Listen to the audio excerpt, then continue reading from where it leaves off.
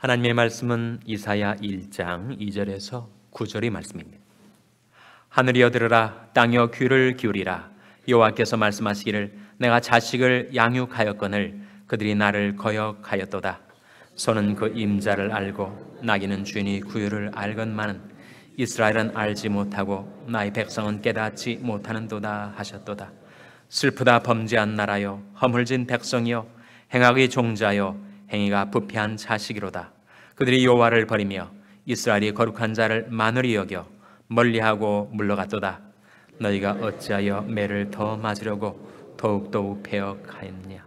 온 머리는 병들었고 온 마음은 피곤하였으며 발바닥에서 머리까지 상하는 곳이 없이 상한 것과 터진 것과 새로 맞은 흔적뿐이오늘 그것을 짜며 싸매며 기름으로 유하게 함을 받지 못하였도다. 너희 땅은 황무하였고 너희 성읍들은 불에 탔고 너희 토지는 너희 목전에 이방인에게 삼키웠으며 이방인에게 파괴됨같이 황무하였고 딸 시오는 포도원이 망대같이 원드밭이 상직막같이 애워싸인 성읍같이 겨우 남았도다. 만군의 여호와께서 우리를 위하여 조금 남겨두지 아니하셨다면 우리가 소돔 같고 고모라 같았었으리로다. 아멘. 할렐루야. 서로에게 평강의 복을 기원하는 마음으로 샬롬 인사 나누시기 바랍니다. 샬롬. 샬롬. 토요일 새벽 기도에 잘 나오셨습니다. 어제 우리 교회 남오공 선교회 회원들 가운데 9명이 멕시코에 단기 선교를 위하여 출발하였습니다.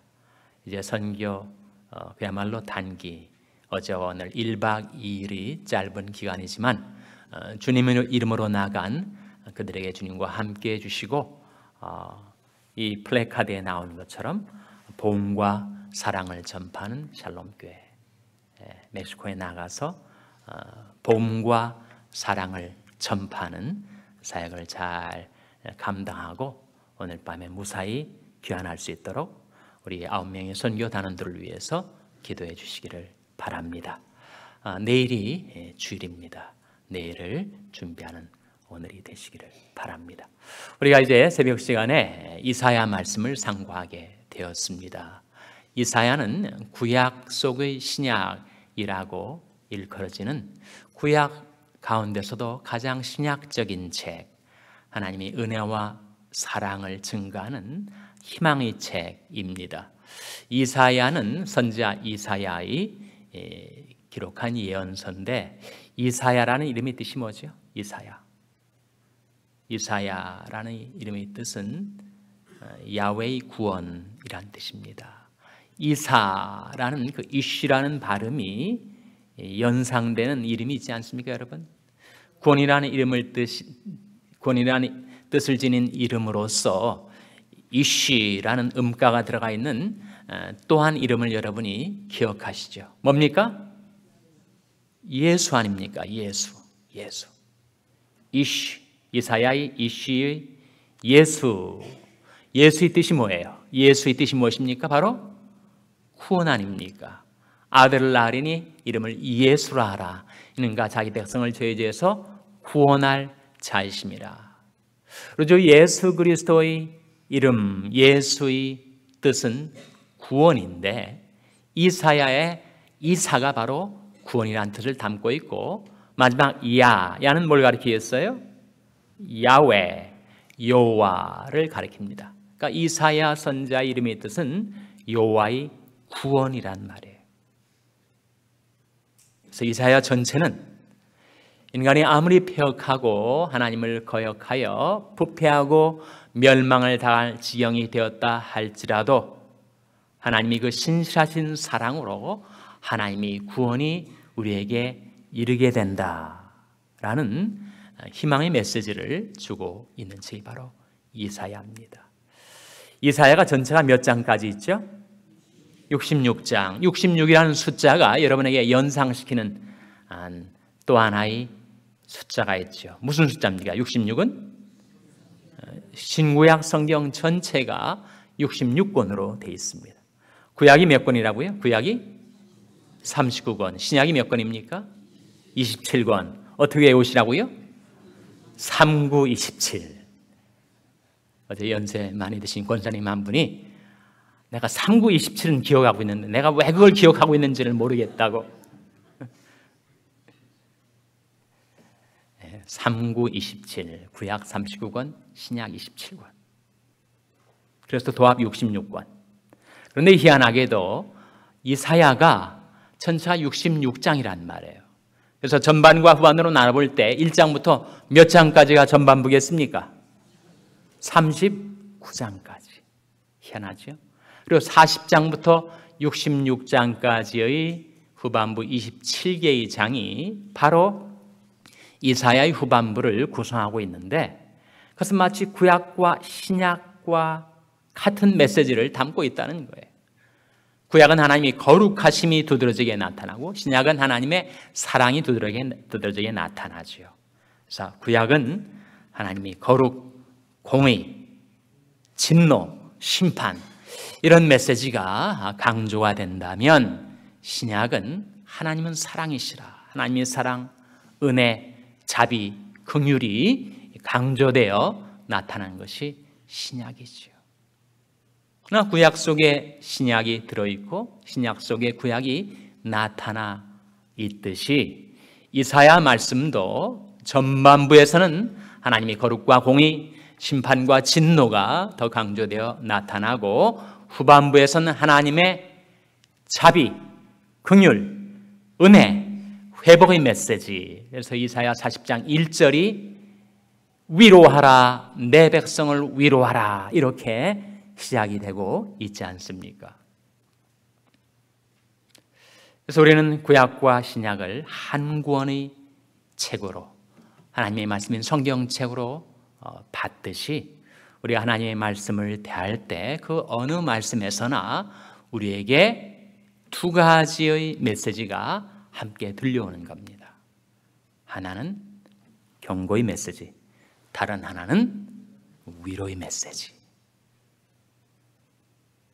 하나님께서 우리 인생을 속속들이 아시기 때문에 우리가 100% 순종하며 살지 못하고, 또 그렇다고 100% 불순종하며 사는 것이 아니기 때문에 하나님의 말씀이 우리에게 들려올 때 분명 그 말씀 안에는 나로 하여금 돌이키라는, 회개하라는, 만일 그렇지 않으면 심판에 이르게 된다는 경고의 메시지가 들어있고, 그리고 내가 순종하며 살 때 잘하였도다 착하고 충성된 종아, 하나님께서 우리를 용납하시고 영접하시면서 잘하라고, 계속하라고, stay the course, 그 길을 계속 정진하라고 우리를 격려하고 위로하는 메시지가 나오고 있는 거죠.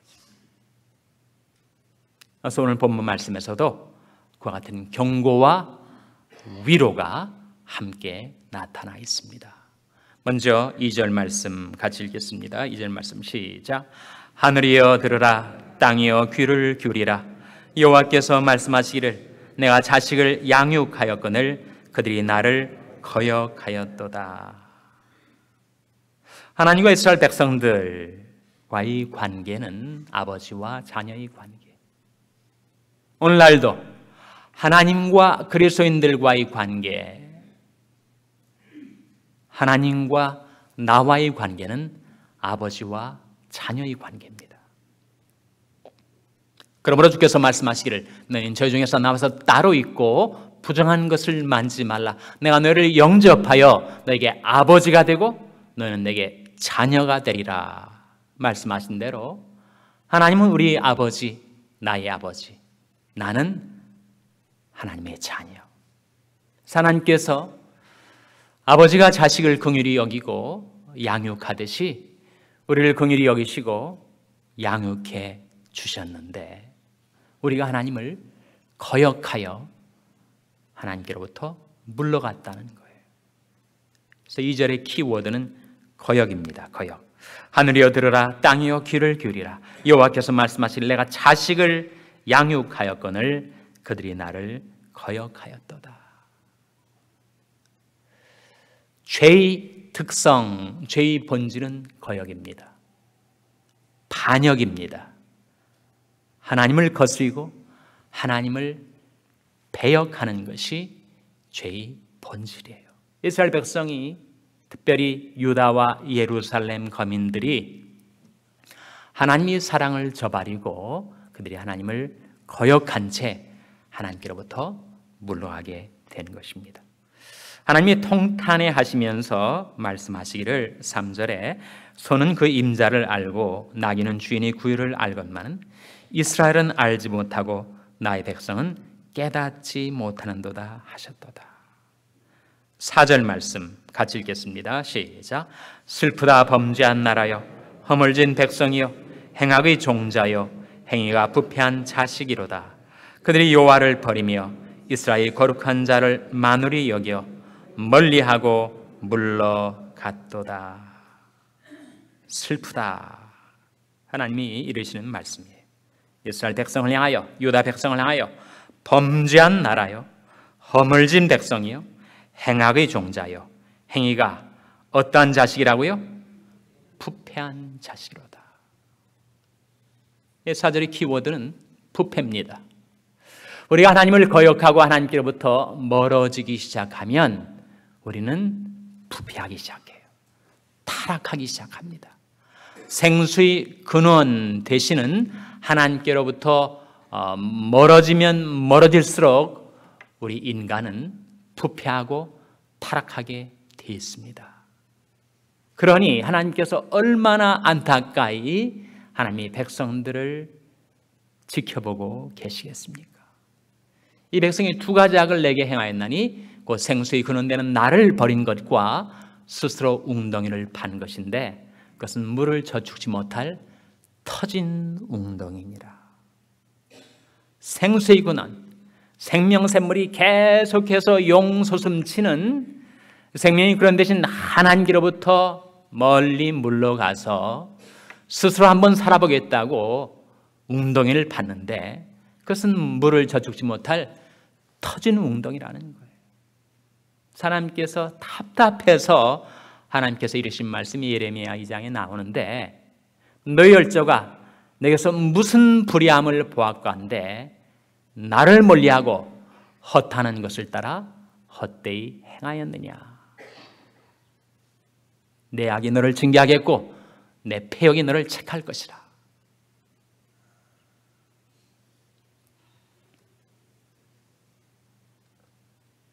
나를 버린 것, 나를 멸시한 것, 그것이 바로 악이요 고통인 줄 알라. 하나님께서 예레미야 선지자를 통하여 말씀하신 대로 이사야 선지자를 통하여 말씀하시기를 나를 거역하고 멀리 물러가고 떠나가면 반드시 부패가 온다. 마음도 부패하고 신앙도 부패하고 그러니 몸도 부패하게 된다. 그런 몸에 박테리아가 들어오든지 바이러스가 들어오든지 잘못된 것이 들어와 가지고 사람의 몸이 부패되기 시작하면, 썩기 시작하면 어떻게 되는 겁니까? 결국은 죽는 거죠. 하나님께서 우리 생명을 지켜주셔야 우리가 생명을 누리며 살 수 있을 터인데 인간이 생수의 근원되는 하나님을 떠나버림으로써 모든 범죄는 자해 행위가 되는 것입니다. 자기가 죄를 짓는데 그것이 자기의 어떤 부패, 타락 그리고 죽음을 가져오는지를 깨닫지 못한 채 그렇게 우리 인생이 하나님을 떠나게 된다는 거예요. 그래서 우리가 하나님을 거역하면, 죄를 범하여 하나님을 떠나게 되면 필연코 우리에게는 부패가 다가오게 된다는 거예요. 그럼 그 결과는 어떻게 되는 것인가? 그 결과는 황폐, 파멸입니다. 5절 말씀에 너희가 어찌하여 매를 더 맞으려고 더욱더욱 패역하였느냐. 온 머리는 병들었고 온 마음은 피곤하였으며 발바닥에서 머리까지 상한 것이 없이 상한 것과 터진 것과 새로 맞은 흔적뿐이오늘 그것을 짜며 싸매며 기름으로 유하게 함을 받지 못하였도다. 발바닥에서 머리까지 상한 것이 없다는 거예요. 하나님이 징계, 하나님이 징벌을 받아서 도무지 상하는 것이 없이 만신창이가 되어버린다는 거예요. 사람이 정신도 사람이 육신도 그걸로 끝나는 것이 아니라 결국 인생이 그렇게 망가지면 그 인생과 관계된 모든 것들이 파괴되어 나간다는 것입니다. 7절 말씀, 너희 땅은 황무하였고 너희 성읍들은 불에 탔고 너희 토지는 너희 목전에 이방인에 삼키웠으며 이방인의 파괴됨 같이 황무하였고, 이런 황무함, 이런 황폐함, 이런 파멸이 하나님을 떠난 결과로 임하게 되었다는 것입니다. 그래서 8절에 딸 시온은 포도원의 망대같이 원두밭의 상징막같이, 원두밭이 뭐죠? 원두밭? 오이밭을 말합니다. 상징막은 뭐예요? 상징막? 오이밭에 사람들이 오이설이 하지 않도록 그렇게 경계하기 위해서 세워놓은 그런 오두막. 그런데 이스라엘 백성이 그렇게 이방인에게 파괴가 돼가지고 포도원의 망대처럼 남아있다는 거예요. 원두밭이 상징막처럼 남아있다는 거예요. 에워싸인 성읍같이 겨우 남아있는 형국이 되었다는 것입니다. 그래서 이 말씀들은 바로 유다 백성에게 이사야 선지자를 통하여 주셨던 경고의 메시지. 그것은 2000여 년의 세월이 흘러서 우리 민족에게 그리고 나에게 하나님이 들려주시는 경고의 메시지입니다. 우리 하나님을 거역하면 나는 반드시 부패하게 되고 부패의 결과로 징벌을 받아 내게는 파멸이 이르게 된다. 근데 그것으로 끝나지 않고 그 경고의 메시지와 더불어 하나님께서 우리에게 위로의 메시지, 소망의 메시지를 9절에 들려주시고 있습니다. 9절 말씀 같이 읽겠습니다. 시작. 만군의 여호와께서 우리를 위하여 조금 남겨두지 아니하셨다면 우리가 소돔 같고 고모라 같았었으리로다. 만군의 여호와께서 우리를 위하여 조금 어떻게 해두지 않으셨다고요? 남겨두지 아니하셨다면. 신학자들은 그것을 remnant theory, 남은 자의 이론이라고 합니다. 하나님께서 우리가 행한 대로 다 갚으시면 우리는 파멸을 당하여 없어질 수밖에 없는 존재인데, 여호와의 자비와 긍휼이 무궁하심으로 우리가 진멸되지 않고 살아남게 된다. remnant, 남은 자 속에 우리를 두셨다 하는 거죠. 만일 그리 않으셨다면 우리는 소돔처럼 고모라처럼 완전히 멸망당하고 말았었을 텐데. 우리 한국 크리스천들은 그래도 성경을 잘 알기 때문에 소돔 고모라 하면 유황불로 멸망당한 성, 그렇게 기억을 하고 있습니다. 근데 미국 크리스천들은 너무 성경에 대한 illiteracy, 성경에 문맹이 돼가지고 소돔 고모라 하면 어디 성경에 나온 부부 이름인 줄 안다는 거예요. 소돔, 남편은 소돔이고 와이프는 고모라. 하나님께서 우리에게 자비와 긍휼을 베푸지 않으셨다면 우리는 소돔 성처럼 고모라 성처럼 쑥대밭이 되고 멸망당할 수밖에 없었을 텐데, 하나님께서 우리를 살아 남겨두신 그 이유는 바로 우리에게 회복을 이루어 주시기 위해서, 회개하는 자에게 회복을 이루어 주시기 위해서. 그래서 이사야는 심각한 경고의 메시지와 더불어 위로의 메시지, 위로하라, 내 백성을 위로하라 하시면서 하나님이 가져다 주실 회복을 우리에게 소망으로, 비전으로 보여주고 있는 책입니다.